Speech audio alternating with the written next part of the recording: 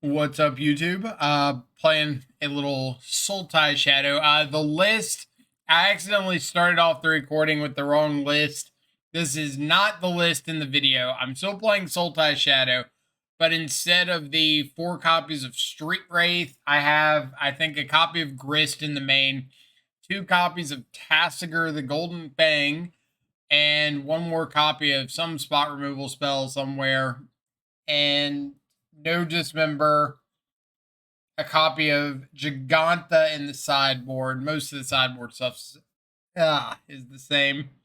Man, feels like heartburn.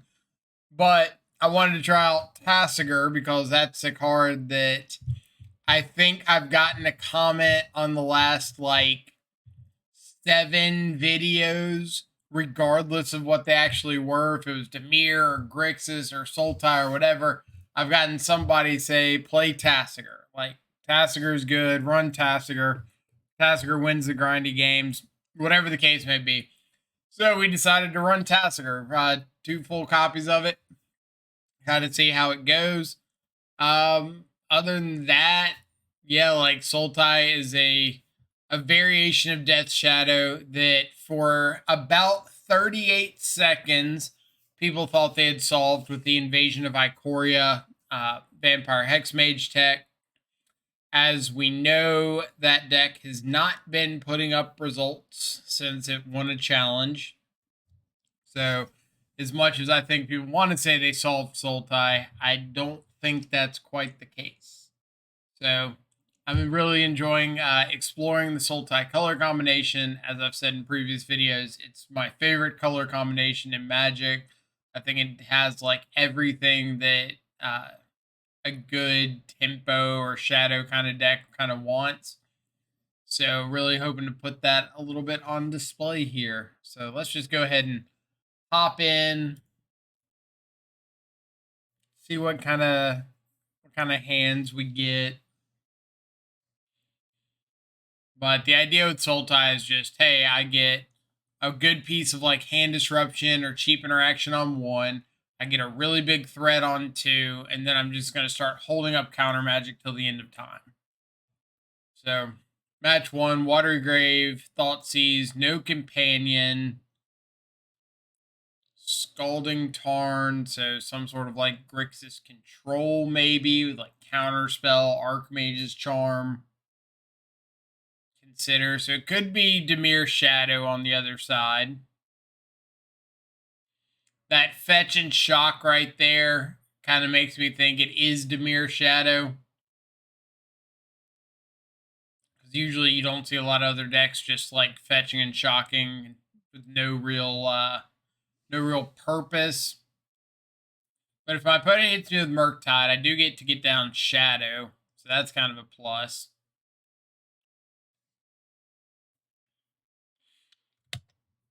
I don't want to crack this fetch if I can help it, because that does take a turn off my clock. But Bowmaster's pinging me also takes a turn off the clock. But I am at this position where if they attack with Murktide again, I just have like 3 removal spells I can point at the Bowmaster and the army token. And if they don't have a follow-up, then hey, maybe we just kill them. So we're going to cast our removal spells while we have counter magic backup. Turns out they did have a drown, but they didn't have a second drown. So Shadow's just going to clean up the game, attack in for lethal. Love to see it. Theoretically, this should be one of those matchups that Tasigur really shines in. Like a cheap threat, we can get down with counter backup. Opponent probably going to have a hard time getting it off the board. But for the moment, we'll play a little game of chicken, see who's going to make the first move.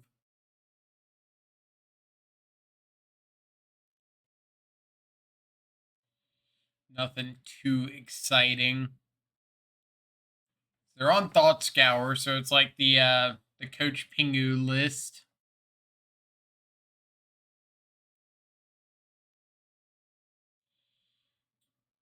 All right, we could play out Goyf, but playing out a Goyf unprotected feels a little bad. When I say unprotected, I mean like we play out the Goyf, they counterspell the Goyf, we can't counter the counter. So I kind of want to wait until we have this fourth land to go Goyf plus like Drown in the Lock. But as soon as we Thoughtseize and kind of see like what's going on and see that their hand is just chock full of removal, then we kind of need to force the issue at some point. We know they've got Shieldred's Edict, they've got Stub, another Drown, Counterspell. Bowmaster is actually a really solid pickup because now we can do something kind of proactive-ish to force the issue.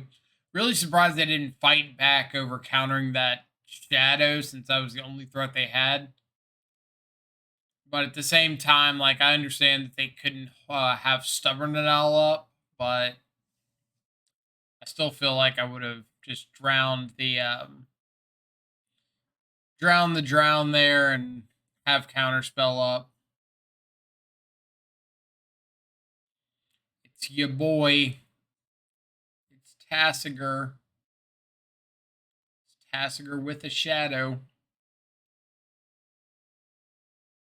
They do have a big old Murktide. Really hope they don't find a second one. We're just, I'd say at a standstill, but we do have the answer to this Murktide. And we know that they're, I think we knew their last card was Shieldred's Edict, so we were pretty insulated there. As far as Tasigur activations, didn't happen. As far as Tasigur just being a body, so far so good. All right, Noble Hierarch could mean Yawgmoth. That's usually my my default expectation if I see basic forest or green source ignoble. Could be Golgari Infect, but I think with Bowmaster, Yawgmoth is a fairly safe option or safe guess.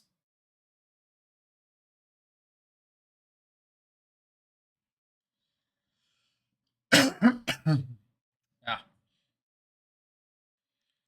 So we can Bowmaster their token and just like hope they don't have a Bowmaster to Bowmaster my Bowmaster and grow their token. I think this is a mistake by them. They should have Bowmastered my Bowmaster in response to my Bowmaster Bowmastering their Orc token so that their token would have grown, survived the Bowmaster, they would have killed my Bowmaster, and then they would have had a Bowmaster and a token. Or no, I targeted the Bowmaster. Never mind. Didn't matter. Too much to keep track of. So, pretty reactive spot here. Getting the counter Grist is nice, but we kind of need to like get stuff off the board.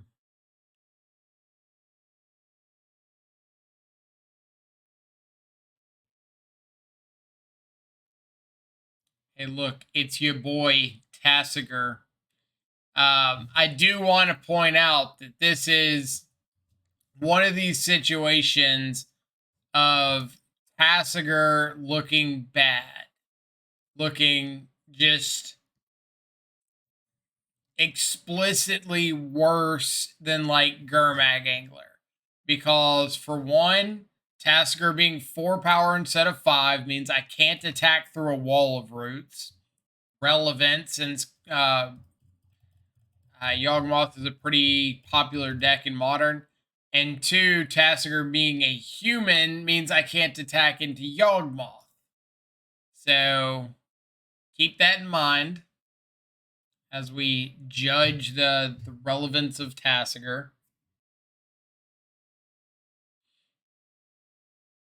Could have passed. I probably should have just Thoughtseized. I don't think it's like too big of a deal because if they had a chord or something, they can just chord in response. But probably better to just go ahead and try to get it out of hand.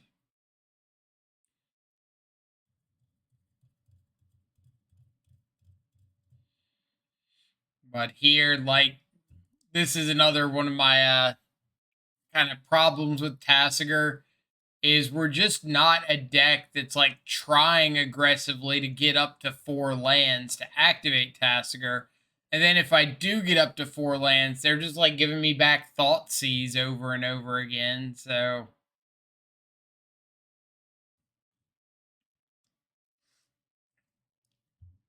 like this theoretically should be the perfect time for Tasigur. Like, hey, board stall, I've got 4 mana, but the problem is just so many of our cards are not like live in this situation.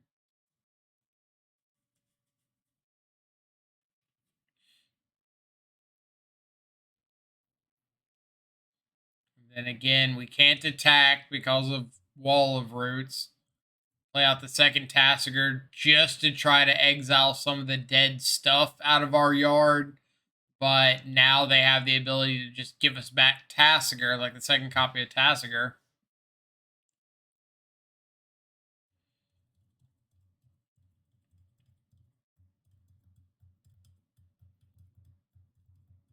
At least if this were a Gurmag Angler, we'd be able to like kill stuff when we attacked or pressure the life total.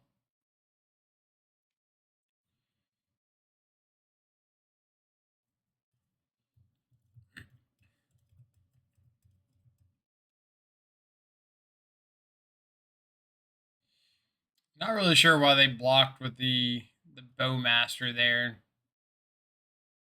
Unless they just have second Bowmaster.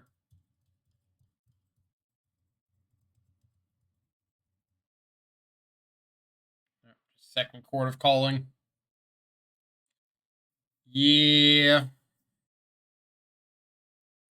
That's pretty rough for the home team. Like, I know they don't have any undying effects, but they do just have 19 life to play with.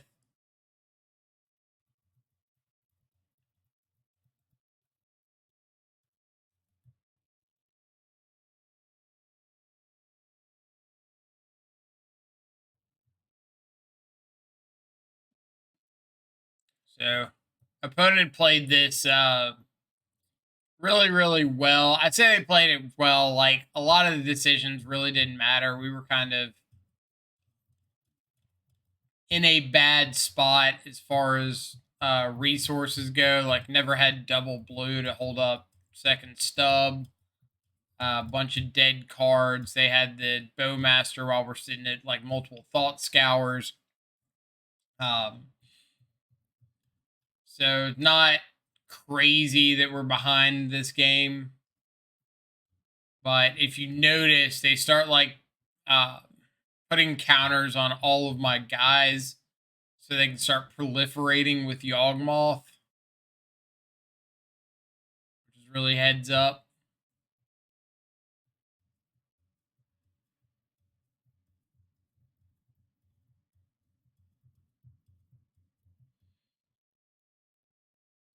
They should be putting a counter on their Orc Army token, though, and they're not, and I don't really know why they're not.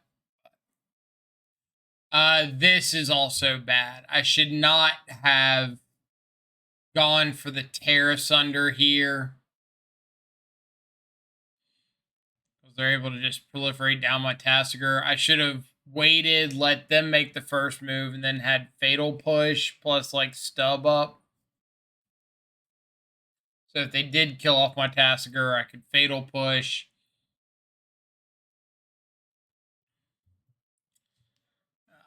Whole bunch of sideboard mulligans. But at least this is like a fairly decent hand on the mulligan, because we do have the EE. We've got the Tarmogoyf on 2. If we find like one more spell, we can get down Tasigur on 3. So I don't hate this hand on a mulligan.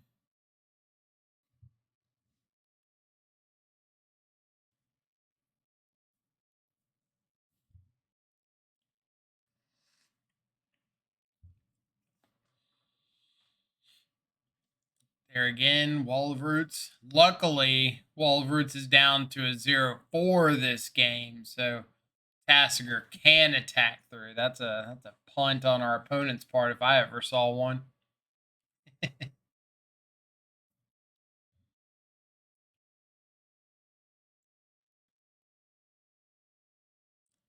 The One Ring.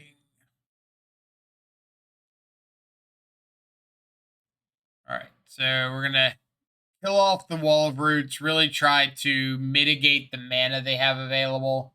We could kill off the Dryad too. Probably wouldn't be the worst idea in the world. Countering a Grist feels fantastic. Ultimately, we're just trying to like cut back on the mana that they have available so they can't cord for a Yawgmoth or something like that. I could have Drowned in the Locks to stop the Undying, but that would have shrunk my Tarmogoyf to a 0/1, so the Undying wouldn't have mattered because the wolf would have just eaten the Tarmogoyf.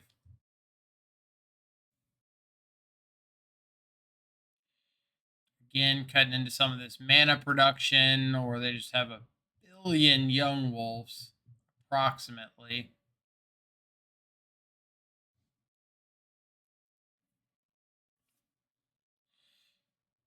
If they want to attack back at Tasigur, that's fine. Or not Tasigur, Grist.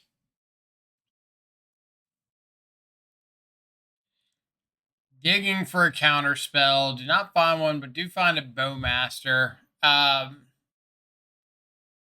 This is probably a mistake. I should have Bowmastered down the Blood Artist. It's like they're attacking at the Grist here, I believe. Yeah, I should have just Bowmastered, shot the Blood Artist, and like used the token to block the Young Wolf.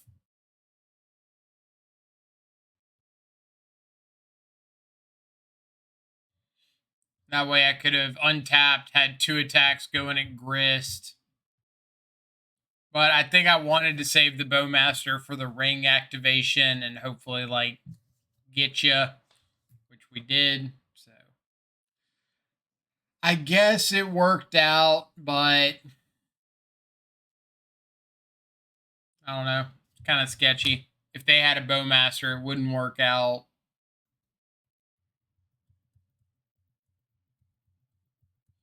But on the draw against turn 2 Wall of Roots is usually a really rough place to be.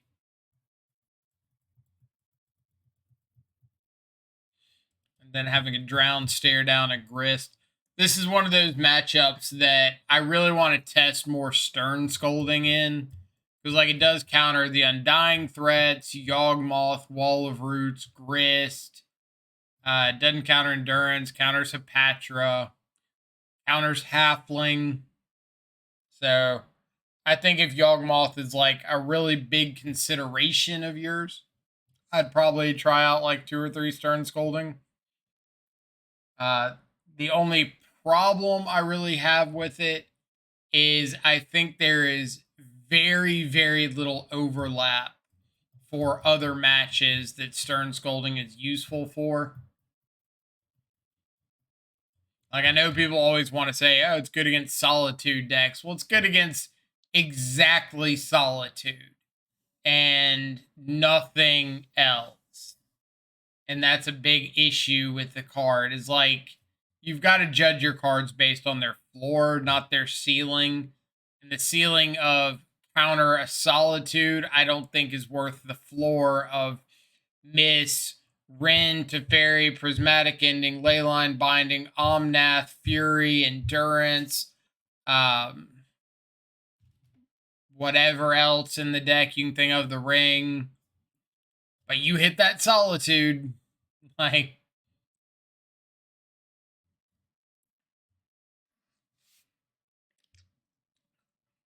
All right, we need a follow-up threat, so instead we're going to get a follow-up Polluted Delta. So that's cool. That's good. That wins you games. I don't really know why they're not attacking with, like, the Young Wolf. Yes. The power of the Misty Rainforest.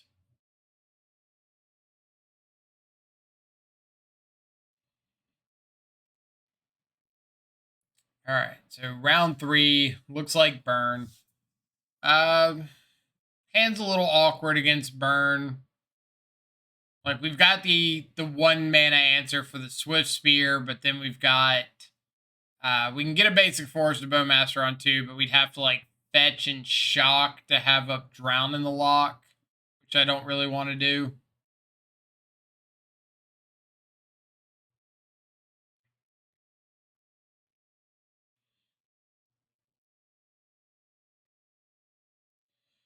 But at least we can just fetch and get Tarmogoyf down.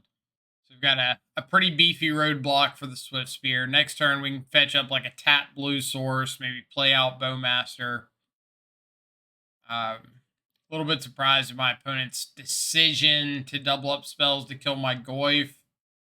But, you know, we'll take it. We'll take it. We just want to save some life.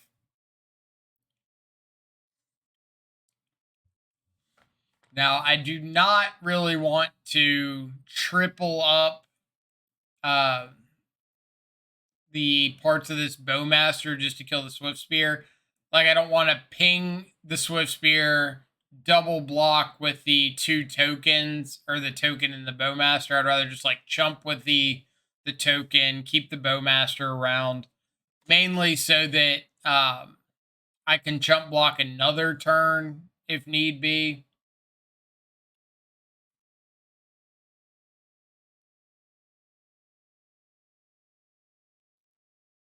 Little skull crack action. Which is fine. Boros Charm will fetch, shock, and counter. Like, it doesn't make a lot of sense to fetch, shock, and counter a skull crack. Like, take 3 to prevent 3. Because really, you're just saving yourself, like, 1 life. But honestly, I probably should have fetched up a tap land, like, a couple turns ago. And just didn't.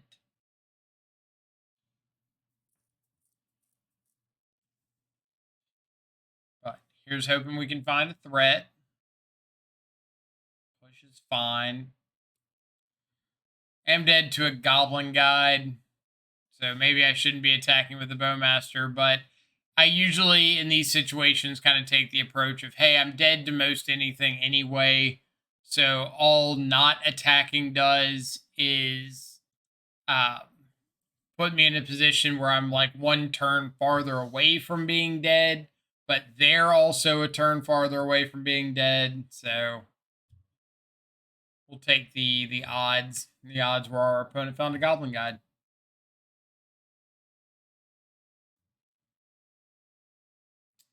Could Stern Scolding instead of Fatal Push, but I want to save the Stern Scolding in case they have a Sanctifier on Vec on turn 2. So instead, we will Fatal Push the Swift Spear and then prepare from that point, which is why you see me not playing out the Tarmogoyf here, is again, Sanctifier on Vec. Since they're not playing a second land first and just going for the Swift Spear, then I'll go for the Stern Scolding. Assume they don't have a second land. Then I can go to my turn, play Tarmogoyf, hold up, Spell Pierce, whatever. Get my clock rolling. They still could have Sanctifier, but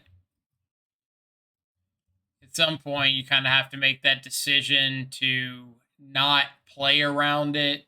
You're just going to start going.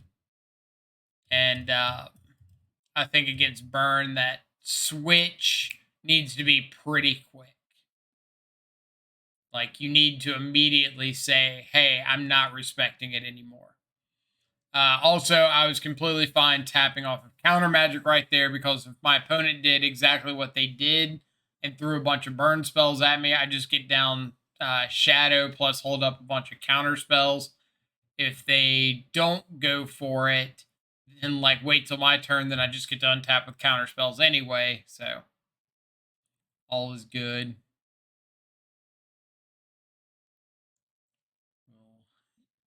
Turok. I know I'm going down to potential double bolt range, but Since my opponent played out like this Sanctifier last turn, I'm kind of assuming they just have a couple 2-mana spells or something kind of clunky in hand. And if that's the case, then I'm going to go shields down for 1 turn to get the Turok down, then untap with my counter magic. Like, it's a toss-up. They've got 4 cards. I'm kind of banking on them not being able to cast the 2 cards that they keep or the card that they draw. But I kind of like the risk there.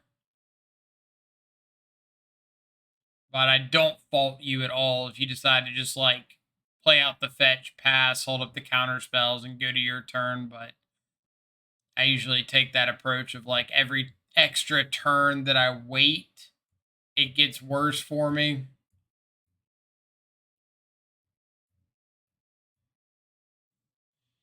So we'll just hold up Goyf, because if I play out Tarmogoyf and they have, like, a Searing Blaze, I'm dead to that.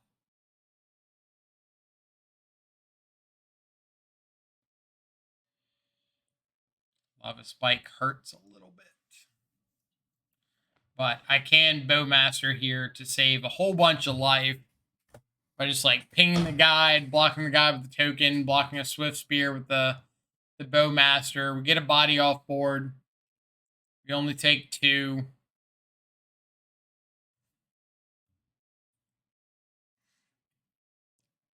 And I know somebody, I think in the last Sultai video, asked about playing Island over Forest.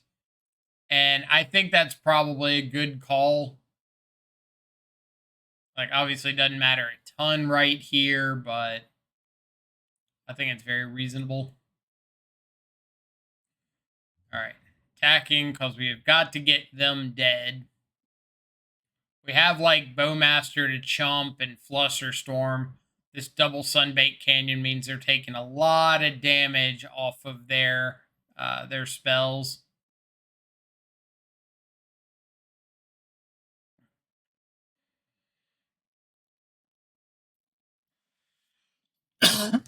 All right. So you can just so you think about lines like this going forward, your options are essentially ping the Swift Spear, block with the Bowmaster and the token, put your opponent down to, or your opponent's at 7, get to attack back with the Goy for 4.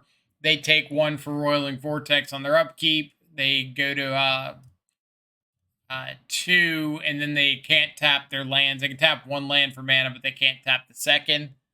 It does put you dead to, like, basic Mountain Boros Charm, something like that, or basic Mountain Burn Spell. Actually puts you dead to any 3 damage burn spell, because they just pass the turn and then go for the Rolling Vortex triggers on your upkeep. So you're dead to any burn spell that doesn't cost 2 mana. The other option here is Bowmaster come down, ping them down to 6. The token blocks the Swift Spear. You go to your turn. You attack in for 5. Abrupt Decay the Roiling Vortex. Put enchantment in the yard. Makes it 6 on the dot. And you know, like, get your opponent unalive. I like that line. So we're just going to ping them, chump the Swift Spear. Go to our turn. Ow. Attack. I think I just left them dead to the Vortex on this one. I could have Abrupt Decayed the Vortex, but this was like the style point win of, hey, you're either dead to the Vortex, you're dead if you tap your mana. Maybe a little BM. Whoops. This is what, match 4? Up against Rakdos Scam. We see the Dothy and the Blood Moon. Top deck Fatal Push. Oof. Luckily, we do have the stub for this Blood Moon if they go for it.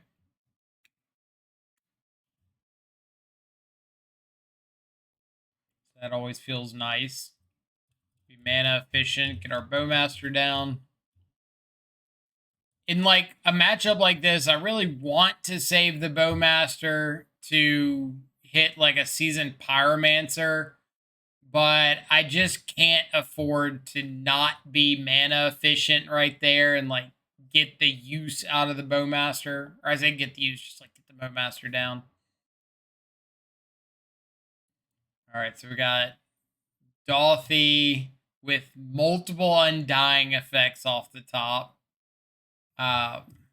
Fortunately, all they're getting is a fatal push. So if they want to like sack the Dolphy, give up their clock to fatal push the Bowmaster, that's fine. More Dolphy.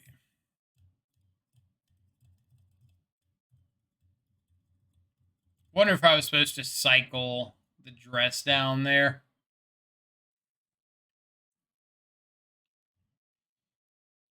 I don't think it would have been a. I didn't cycle the dress down and I didn't play the shadow. I was planning on dress downing to be able to block the Dolphy here. But I should have played out the shadow the turn before. I knew they had the terminate.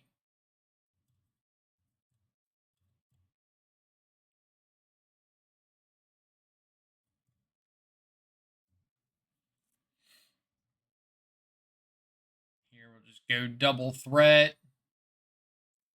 If they got bolt, they got bolt, but a lot of the scam lists are like down off of 4 lightning bolts. So I'm a little less worried about getting double bolted out.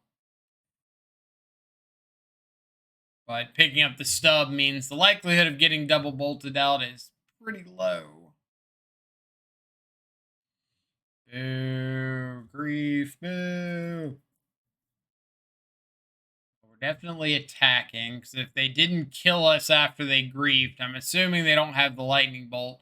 And if you had a fatal push, you would not let me untap there. Or not let me untap and draw in a potential counterspell situation.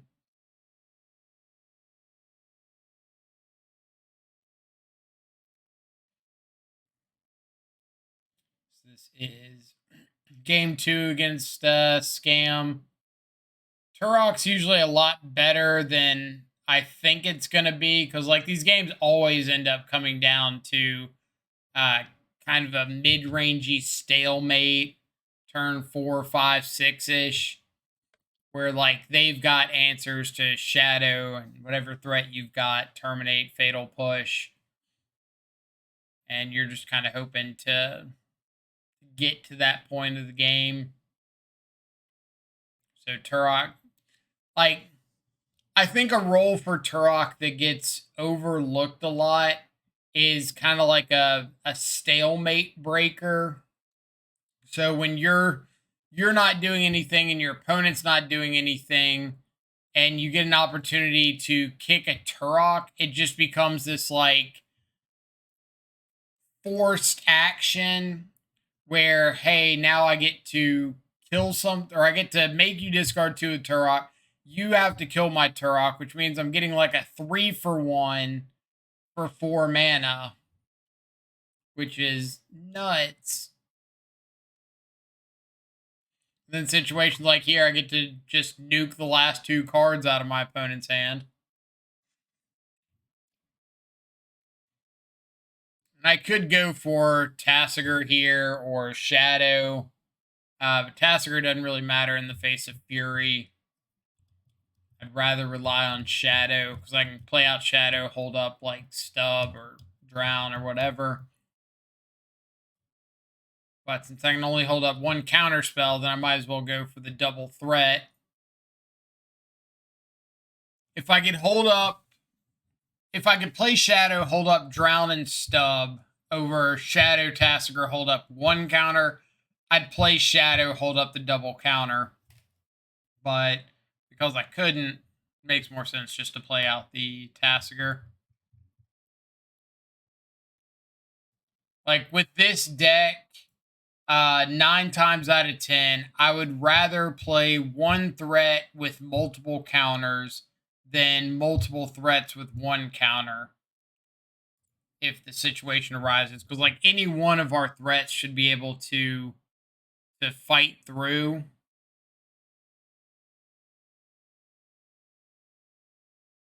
But think of a situation. This is a good example of that mindset. Think of a situation against, like, say, blue-white control, where you could play out 2 threats and hold up 1 counter, and your opponent goes, kill one of your dudes. Okay, now I have to decide whether to counter it or let it go. Let's say I counter it, and then they untap and solitude away 1 and, like, kill your shadow because of the life gain. Or they untap and Teferi bounce 1 and draw into another removal spell. Whereas if you just played out 1 threat with the double counters, they went to kill it, you counter it, they go for the Teferi, you counter that, all of a sudden you're just untapping with your threat and in a really good position. But if you played out the second threat instead of holding up the second counter, you put yourself in a much more vulnerable state if things do not go your way. So Urborg, Field of Ruin, Malakirmire. This means this is very likely the Aspiring Spike, like, mono black mid-range deck.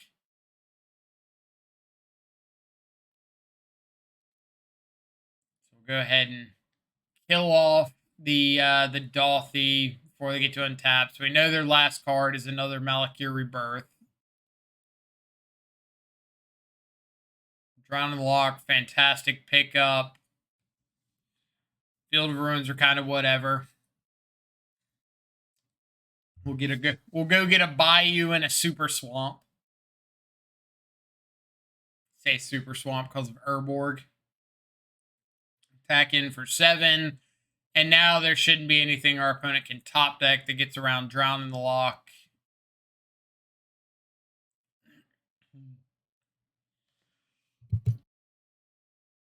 Yeah. Reasonable opening hand. Like, if they have a Thoughtseize or something on turn 1, our hand's fairly redundant. We've got a threat. We've got some ways to lose life. We've got a redraw. Tasigur seems like it should be okay in this matchup.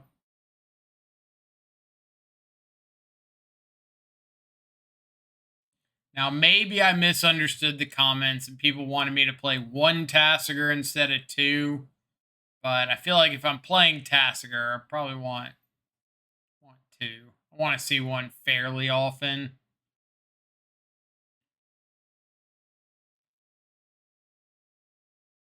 Speak of the Banana King himself. Shieldred. All right, so we're going to dress down on our upkeep to stop the Shieldred trigger. We need to find a removal spell anyway, but stopping the trigger kind of like gives us an extra turn here.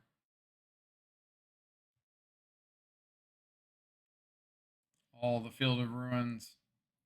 Kind of surprised they didn't attack with the Shieldred. Like, you're not really in danger of dying on the crackback.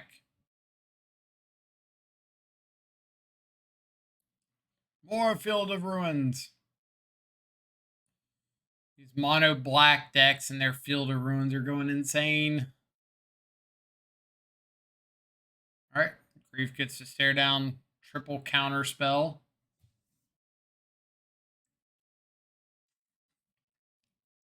Yet again, Tasigur not being 5 power is relevant. We can't just attack into Shieldred.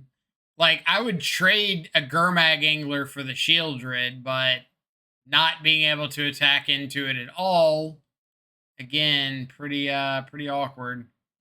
Now we're dead to Dolthy attack on the crackback. So, on to game 3. One of Sultai's biggest weaknesses is definitely dealing with oversized creatures, like not having a terminate effect. You've got, like, Assassin's Trophy, which honestly, I like Assassin's Trophy more than I think most people do, but I wouldn't go as far as saying it's just like some all-star card, but I do like it.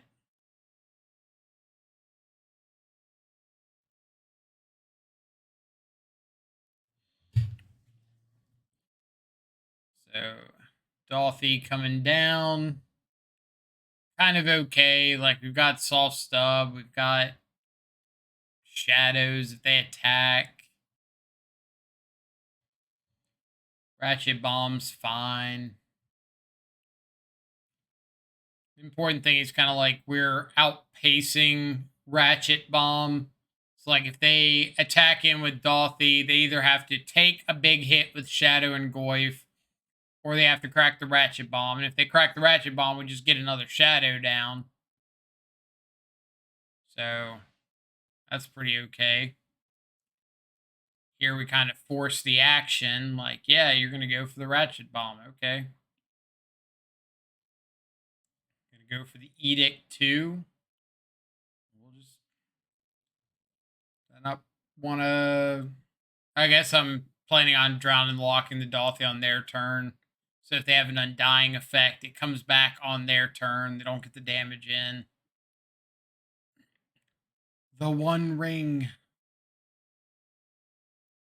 All right, we got Shadow. Drown is like a hard negate right now, or hard counter spell, really. And then Bowmaster if they get too aggressive with the ring activations. Unfortunately, we have to stop Shieldred. It's a pretty solid card against us here. We do get just a big attack in. We know that one of their remaining cards is the second copy of the ring. So if they tap this ring, we get to Bowmaster and probably kill them. Unless they top decked a ring. Nope. Or not a ring, another Bowmaster. So I will say that I have, at least from the first like few weeks of testing, really underestimated how good Bowmaster is against the ring.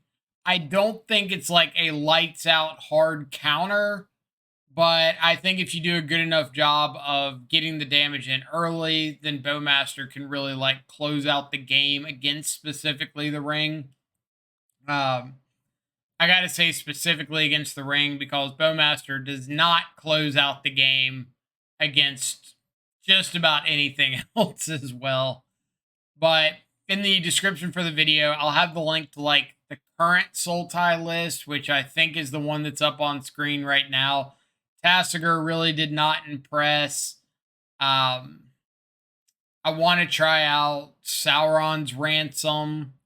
I know that's a card that's been floating around in Dimir a little bit, but I think this Sultai is a little more likely to take advantage of it because you're more likely to have a board presence and be like pushing the issue, put your opponent on the back foot, and then Sauron's Ransom be able to get as or come in as like that that kind of like final dagger to the heart kind of deal, close out the game. Ledger Shredder was one I was messing around with the idea of. Not bad. We just don't really have much that we're wanting to discard. So, like, we don't have anything that's giving us value from the graveyard. And I really want something that is if I'm playing Ledger Shredder. So, for the Grixis list that run Ledger Shredder, you get the benefit of, hey, I enable Delirium. That helps out with Unholy Heat, Dragon's Rage Channeler, stuff like that. Or Croxa to the bin. With Sultai, you really, unless you're running Traverse, you really don't have any benefit to putting stuff in the yard. Like growing Tarmogoyf, maybe, but between just playing Magic and your opponent just having a graveyard, Tarmogoyf's naturally going to grow pretty aggressively. So I'm still trying to figure out those last like threat spots. But either way, we'll have a link to the current list down below, as well as a link to the Twitch channel in case you want to come catch a live stream. Twitter account, first place it gets updated when a new stream goes live. Other than that, if you're enjoying the commentary, enjoying the content, drop a like, drop a like, drop a sub. Greatly helps the algorithm, helps make the channel relevant. Other than that, have a fantastic rest of your day. Stay safe. Enjoy some good food and company. I will catch y'all back live later. Adios for now.